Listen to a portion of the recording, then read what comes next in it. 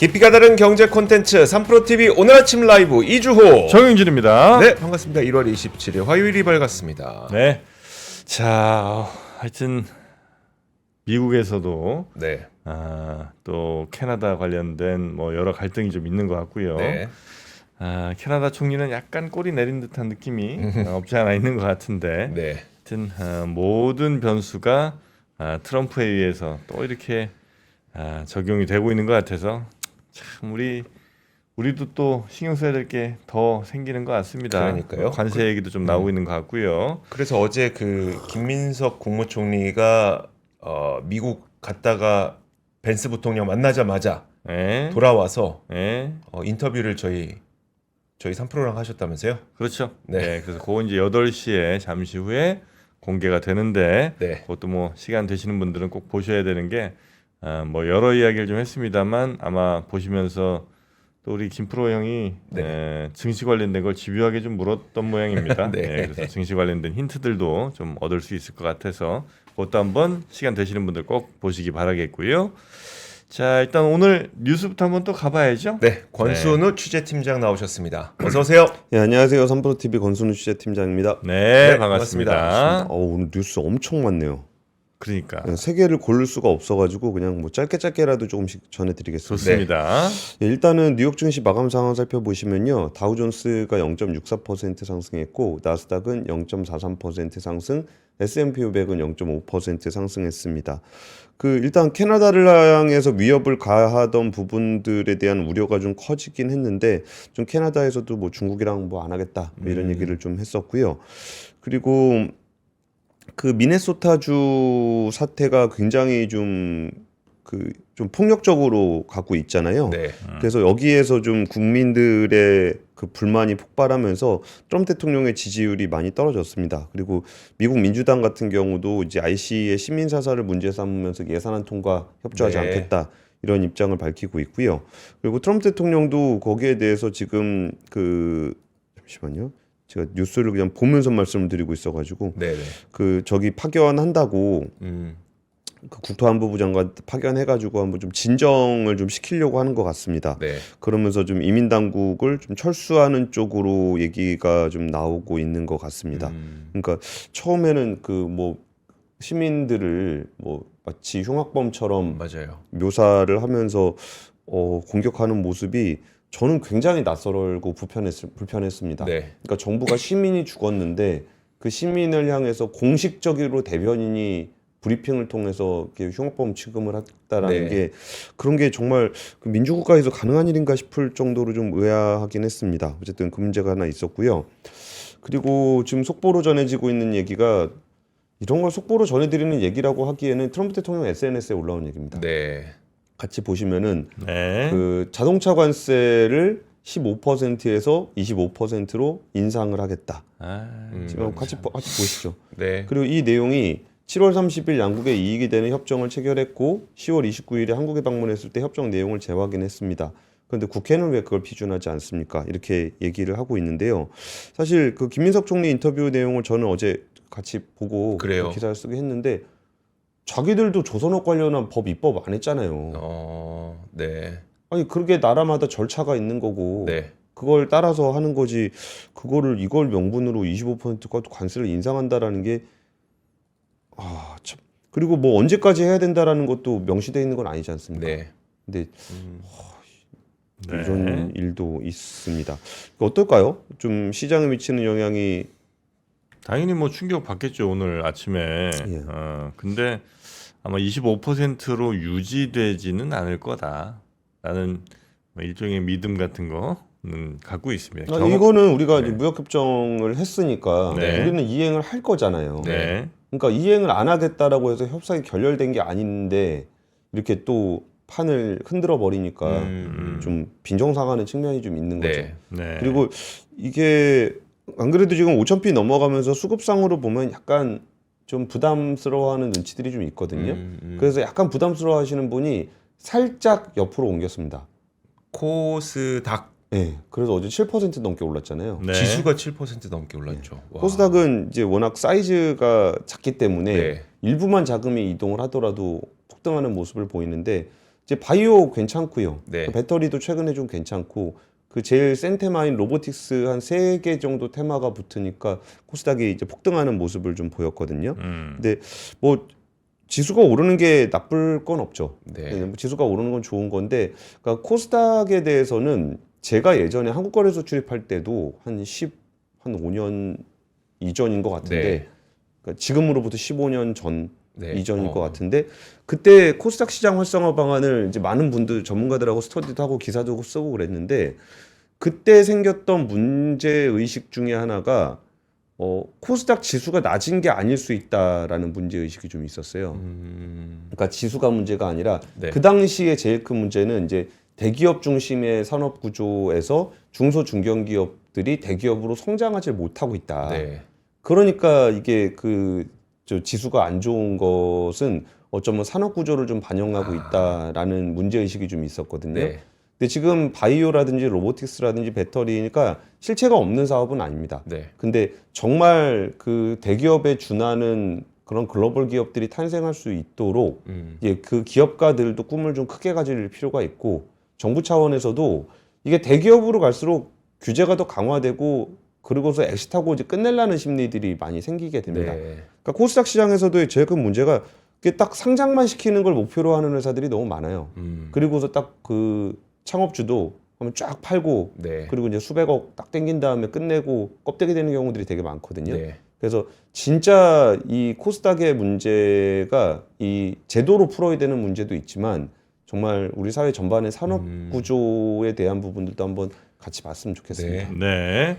자, 이제 코스닥이 어제 굉장히 급등을 했다는 소식도 전해주셨고, 트럼프의 기습적인 또 자동차 관세 인상 요 얘기도 속보로 좀 전해주셨고요. 자, 그럼 원래 있었던 뉴스들도 하나하나 좀 짧게 가볼까요? 예, 어제 강훈식 비서실장과 김정관 산업통상부 장관, 이용철 방위사업청장이 캐나다로 갔습니다. 네. 그리고 현지에서 정의선 현대차그룹 회장과 김동관 하나그룹 부회장, 주원호 HD 현대중공업 사장이 이제 같이 합류를 해서 특사단을 가는데요. 60조 원짜리 이 캐나다 잠수함 프로젝트입니다. 네. 이 사업비가 그 디젤 잠수함 최대 12척을 도입하는 건데 30년 이상 유지 보수를 해야 됩니다. 그럼 12척 도입하는 비용이 한 20조 정도 되고, 유지 보수가 한 40년 정도 되는, 거의 30년 이상 되는 이 한 30년짜리 먹거리 프로젝트입니다. 네.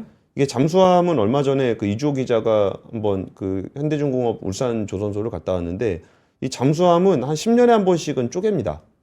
만들어 놓고 유지 보수할 때 네. 거의 쪼개서 정말 다시 만드는 것에 준할 정도로 유지 보수를 합니다. 그래요? 기밀성이 네. 굉장히 좀 중요하기 때문에 이건 의무적으로 이렇게 합니다. 그래서 지금 이 게임이 되게 특이한 구성이죠. 대통령 비서실장, 산업부 장관, 방위사업청장의 현대차그룹 회장은 거기 왜 갑자기 가는가 네. 하는 부분인데, 지금 캐나다가 아예 대놓고 이렇게 요구를 하고 있습니다. 그 잠수함의 성능이 20%입니다. 평점에. 네. 네, 전체 점수에 우리는 성능 좋은 거, 가성비 좋은 거 살 거예요라고 안 하고 네. 성능 점수는 20점이고 그리고 이제 앞으로 유지 보수와 군수 지원 부분이 50%. 훨씬 크네요. 훨씬 큽니다. 네. 그러니까 이 MRO가 또 왜 중요하냐면은 이게 장기적으로 정비 운영 체계를 확보하는 게 필요하기 때문에 현지에서 고용을 하고 기술 이전을 하고 현지의 부품 업체들에 대한 공급망을 구축해 줘야 되는 네. 것까지 포함되어 있습니다. 그러다 보니까 MRO 군수 지원은 50%에 달하고 현지 경제에 기여를 많이 해야 되는 부분이 있습니다. 네. 그리고 경제적 기여도 15%가 또 들어가 있는데, 이게 현지 일자리 같은 거겠네요. 근데 이 경제 기여도는 또 어떤 의미가 있냐면 꼭 이 잠수함 프로젝트 외에 캐나다 경제에 뭘 기여할래? 라는 겁니다. 네. 그러니까 성능이 20%인데 경제 기여도가 15%입니다. 네. 그러니까 이게 굉장히 좀 특이한 구조가 돼 있죠. 그래서 독일 티센크루프 마린스 솔루션 시스템인가요? 아무튼 거기는 폭스바겐과 함께 그렇죠. 거기다 한다고 하고, 우리나라는 그래서 현대차와 함께 자동차 공장까지 한번 어떻게 해보겠다라는 제안이 있는 거죠. 그러니까 폭스바겐이 그쪽에 공장이 있으니까 좀 더 확장을 하겠다라는 거고, 네. 그 현대차 같은 경우는 이제 캐나다에서 요청을 한 겁니다. 그 현대차가 거기다가 좀 공장을 좀 지어주면 안 되겠냐, 전기차 네. 전용 공장 좀 만들어주면 안 되겠냐, 뭐 이런 얘기를 했던 건데 사실 전기차 전용 공장은 그게 무리입니다.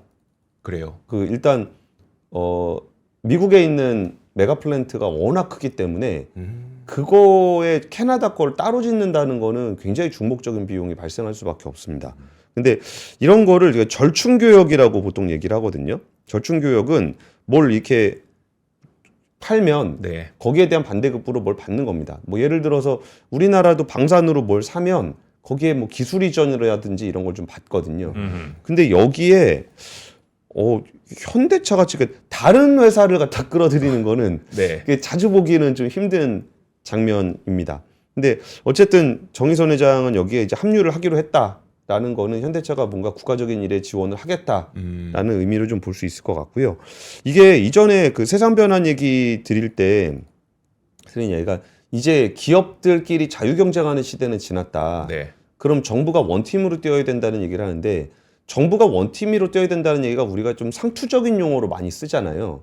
그게 아니라 정부가 원팀으로 뛰어주면 그러면 어쨌든 공적 자산을 사기업이 이용을 한 거잖아요. 네. 그럼 사기업은 거기에 대한 반대급부로 뭔가를 내놔야 됩니다. 그건 당연한 거잖아요. 네. 그러니까 지금도 보면 아까 전에 뭐 관세 25% 인상하고 뭐 이런 것도 얘기 나오면 현대차 관세를 내려주기 위해서 물론 현대차가 내는 건 아니고 미국이 내야 되는데 네. 자꾸 현대차가 내고 있으니까 그거를 우리가 내주기 위해서 다른 뭐 200억 달러 이렇게 내잖아요 또. 네. 그러면 현대차가 아유 감사합니다 그러고 입 씻고 끝내면 안 되는 문제거든요. 그래서 그런 부분들에 대한 그 국가적인 협력, 정부와 기업 간의 협력이 앞으로도 모습을 많이 나타낼 것 같은데 요새 나오는 얘기는 이제 기술 이전, 수소 쪽 기술 얘기를 좀 하고 있습니다. 캐나다가 에너지 분야에 좀 강자거든요. 네. 그리고 여기는 캐나다에 전통적으로 연료전지 잘하고 있는 발라드 파워라는 회사가 있습니다. 거기는 그 연료전지 특허 1호 이걸 엘리자베스 여왕에게 특허를 기여했던 네. 그런 에너지 분야에 캐나다는 다양한 에너지가 있기 때문에 수소 기술 같은 것들이 좀 같이 협력할 수 있는 부분이 있을 거다라고 좀 보고 있는 것 같습니다. 네. 자, 여튼 요 잠수함 수주를 위해서 총력을 기울이고 있다. 정부 차원에서 또 기업들과 함께 그런 뉴스 먼저 전해 주셨고 두 번째 뉴스도 가보겠습니다. 예, 근데 참 얘기하다 보니까 예. 이거 하나오션 사업입니다. 아, 네. 그렇죠. 네. 근데 하나오션이라는 이름을 얘기를 안 한 것 같아요. 수주전의 주인공은 한화오션인데 예. 아니, 거기가 이제 주도를 하는 거고 이게 약간 국가 사업으로 우리가 인식을 하고 있는 것 같아요. 예, 그게 이제 원래 원팀이라 그래서 현대중공업이랑 한화랑 네. 방위산업 같이 하거든요. 네. 그러면은 아래로 다니는 거는 한화가 하고 네. 위로 다니는 거는 현대중공업이 하고 네. 막 그런데 잠수함 사업은 아래로 다니는 거잖아요. 네. 그래서 하나오션이 하는 프로젝트인데 하나오션이 이제 하려 그랬더니 그쪽에서 요구하는 게 약간 국가적인 부분들이 있는 거고 그러니까 이제 비서실장과 방사청장, 산업부 청산장관이 가는 거고 네. 근데 요구했던 주제가 자동차 관련한 건데 현대차가 이제 모른 척할 수는 없는 상황이니까 같이 참여를 해서 어떤 부분을 할지에 대한 얘기가 이번에 곧 나오지 않을까 싶습니다. 네. 네. 하나오션 서운하겠네. 자, 생각도 못 하고 있었어요. 네. 다음 뉴스요. 두 번째 뉴스는 어제 그 기후 에너지 환경부에서 브리핑을 했는데 김성환 장관이 원전 2기를 계획대로 짓겠다라고 네. 좀 얘기를 했습니다. 그러니까 원전 2기는 11차 전기분 같이 보시면 11차 전기분에 신규 원전 건설 계획이 원래 있었습니다. 이거 제가 보도자료를 그대로 따온 거라서 좀 글씨가 좀 많습니다. 근데 여기서 여론조사를 해보니까 원전이 필요하다는 의견이 80% 이상, 그리고 11차 전기분에 반영된 원전 계획이 추진되어야 한다는 답변이 60% 이상으로 나왔다. 그러니까 이 부분들 계획대로 진행을 하면서 이 석탄 LNG 발전을 줄이면서 재생에너지와 원전을 중심으로 전력 운용을 하겠다라고 발표를 했습니다. 이게 이재명 정부 출범 이후에 많은 그 원전 쪽 분들은 걱정을 많이 했습니다. 원전에 신규 원전을 짓는 안을 윤석열 정부 쪽에서 했는데 네. 그거를 좀 백지화하지 않겠느냐라는 우려를 좀 하고 있었는데 그 부분에 대한 검토를 하다가 이 원전을 짓기로 결정을 했다는 겁니다. 그리고 이제 김성환 장관이 했던 얘기는 기후 위기가 심화되는 상황에서 그린 수소 가격이 충분히 낮아지지 않으니까 여러 국가에서 그린 수소의 일부를 원전으로 대체하고 있다. 한국은 국토 여건상 태양광 중심의 재생에너지 전력 시스템으로 운용하기에 제약이 크다라고 좀 이야기를 했습니다. 그러니까 이제 전체를 다 재생에너지로 바꾸는 것이 한계가 있을 때 여기에 그 무탄소 전원인 원전이 같이 병행하는 것이 좋겠다라는 방향을 제시를 했다라고 보시면 될 것 같고요. 사실 그 지난해 7월까지 부지선정위원회가 계속 진행이 됐었는데 그 새 정부 출범 직후 논의가 중단돼 있었습니다. 지난해 6월에 정부가 출범을 했으니까요. 네. 그리고서 이제는 이제 절차가 좀 진행이 된다는 건데 이게 2029년 정도의 인허가 절차를 마치고 나면은 31년부터 건설해서 한 38년도 정도에 준공이 되는 그런 시나리오다라고 네. 보시면 될 것 같습니다. 그러니까 원전을 하겠다는 겁니다. 네. 근데 하겠다는 건데 2038년입니다.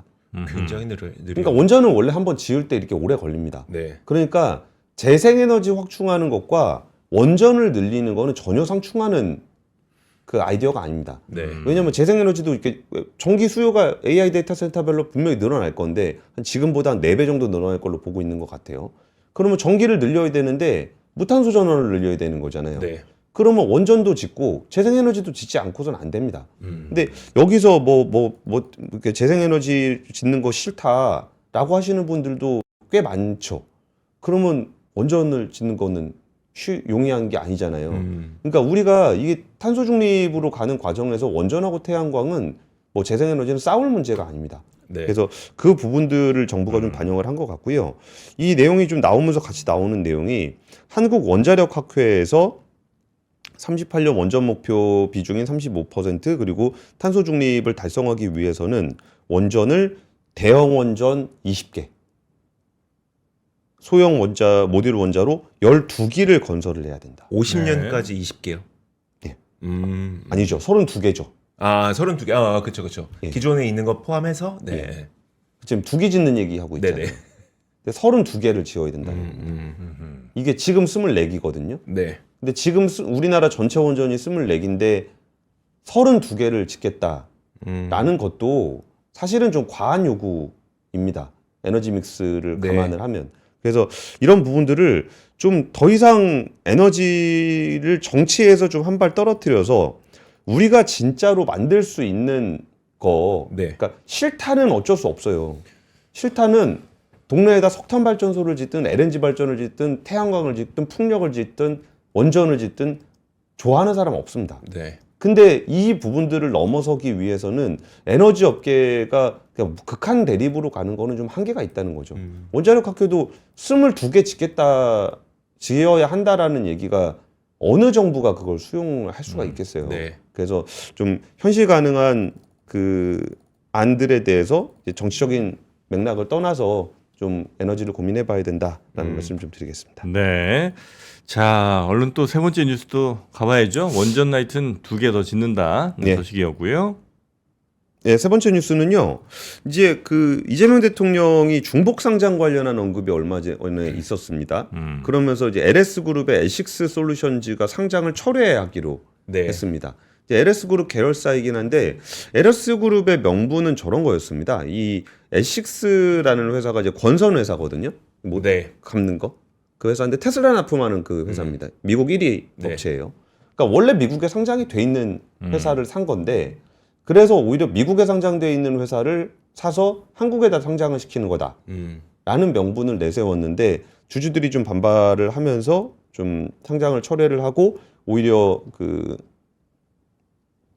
자사주 있는 거다 소각을 하고 배당도 많이 늘리겠다. LS그룹의 배당을 많이 늘리겠다라는 기조로 바꿨습니다.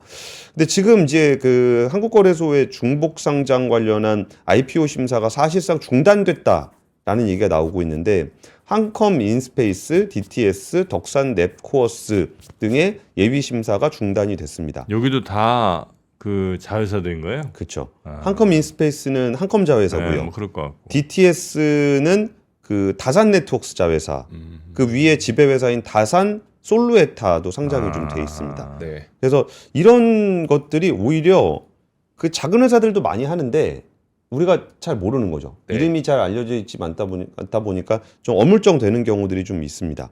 그래서 이 부분들이 어떻게 될 것인가라는 것들이 아예 이제 예전에는 물적 분할로 상장만 금지돼 있었는데 네. 금지되는 분위기였는데 지금은 이제 계열사 복수 상장 문제, 중복 상장 문제들도 다 거론이 되고 있고요. 근데 지금 얘기 나오는 게 뭐 HD 현대 로보틱스라든지 SK 에코플랜트 같은 대기업 계열사들도 좀 상장 준비하고 있거든요. 네. 근데 거기가 대부분 이전에 프리 IPO 단계에서 재무적 투자자들한테 상장 계획들이 다 약속돼 있는 회사들입니다.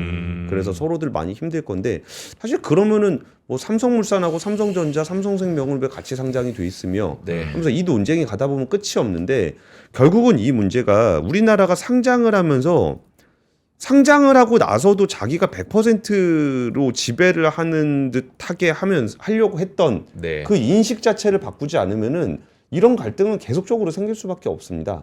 그러니까 49%까지는 팔아도 나는 100%를 가지고 있어. 그게 무슨 말이에요? 100이 있는데 상장을 51만 시켜갖고 있으면. 50일이 있어갖고 나만 유지를 하면은 네네. 나머지 49는 아. 사람 취급도 안 하는 거거든요. 네네. 어차피 내가 최대주주고 뭐 내가 이사 다 임명할 거고 그럼 내 마음대로 할 수 있는데 그럼 49는 뭐냐? 요 인식을 바꾸지 않으면은 네. 이거는 어떤 제도가 됐든 무슨 방법을 쓰든 이건 안 됩니다. 음. 근데 생각해 보면은 젠슨왕이 지금 엔비디아에서 잘릴 거를 걱정하고 안 하죠. 테슬라는 일론 머스크가 나 그럼 나간다? 큰일 나죠. 나 그럼 뭐 돈 안 주면 나간다? 뭐 이러고 있는 상황이 있잖아요. 네. 그러니까 우리나라도 좀 자본시장에 대한 인식을 이 기업인들도 좀 할 필요가 좀 있습니다. 이게 아까 전에 서두에 말씀드렸던 것처럼 코스닥 시장에서도 마치 그냥 딱 엑시트하고 나가는 네. 뭐 나는 상장하느라 열심히 했어. 그러니까 열심히 회사 키웠어. 상장하는 게 나의 어떤 목표야. 난 목표 달성했어. 돈 벌었어. 뭐 이런 인식들도 문제고 이걸 상장하고 나서도 천년만년 자기 비상장 회사처럼 자기가 모든 권리를 자기가 가진 것처럼 하는 것도 문제인데 이게 싫으니까 쪼개갖고 또 하고 쪼개갖고 또 하고 쪼개갖고 또 하고 이거 한 거거든요. 그래서 이 부분들에 대한 인식 변화도 지금 되게 중요한 것 같습니다. 네. 그 쪼개기 상장이나 중복 상장 같은 경우도 그동안 우리 저 주식시장에 제대로 된 가치를 인정받지 못하게 만드는 굉장히 중요한 이유였잖아요. 그쵸. 네. 그런 것들은 잘 지적을 좀 한 것 같고 이쪽으로 가지는 말아야죠. 기존에 뭐 잘못된 관행이 있었다 한들 그 관행이 있었으니까 계속 우리가 봐줘야 되는 건 아니니까 뭐 지금부터라도 그런 중복 상장, 쪼개기 상장은 막아야 된다. 그러니까 이미 상장돼 있는 회사는 주가 관리도 안 해서 막 주주들 다 울고 있는데 네. 나머지 사업은 얘는 또 기업까지 확 올려갖고 돈 한 번 또 땡기려고 그러고 네. 요런 인식 속에 있는데 그거를 주주들이 무슨 뭐 기분 좋다고 그걸 받아주겠어요. 네. 돈도 안 네. 주고 기분의 문제는 아닙니다. 재산권의 문제입니다. 예. 자, 하여튼 이런 우리 시장 정상화를 위한 여러 조치들이 계속해서 이어지고 있는 것 같고 이건 뭐 우리 시장 건전화하는 네. 데는 뭐 바람직한 일인 것 같습니다. 자, 이렇게 오늘 뉴스가 워낙 좀 많아서 빨리 전해드리긴 했는데 어떤 중요한 소식들이 계속 지금 들어오고 있는 것 같아서 네.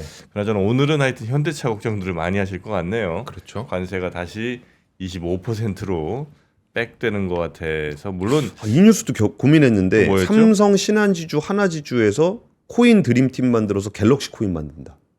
스테이블 코인. 신한지주랑 하나, 하나지주 삼성그룹. 거기가 힘을 합쳐서 갤럭시를 쓰고 있는 갤럭시를 모든 쓰고 전 세계 사람들이 쓸 수 있는 코인. 그래요? 어떻습니까? 핸드폰이 이제 월렛이 되는 거죠. 와. 어제 오늘 그냥 큰 뉴스 되게 많았습니다. 네네. 예. 네, 하여튼 이런 뉴스들까지 오늘 참고로 좀 하시라고 전해드렸고요. 자, 그리고 제가 이렇게 요 무스탕 네. 잘 입고 있잖아요. 네. 여기 48,000원이었죠 아마. 이거 그거예요? 이거 그거잖아요. 오. 48,000원. 네. 여러분, 그래 안 그래 보이네요? 83만 2천 원짜리 같아요. 아니 안 그래 보인다는 건 뭐예요? 아니 비싸 보여요.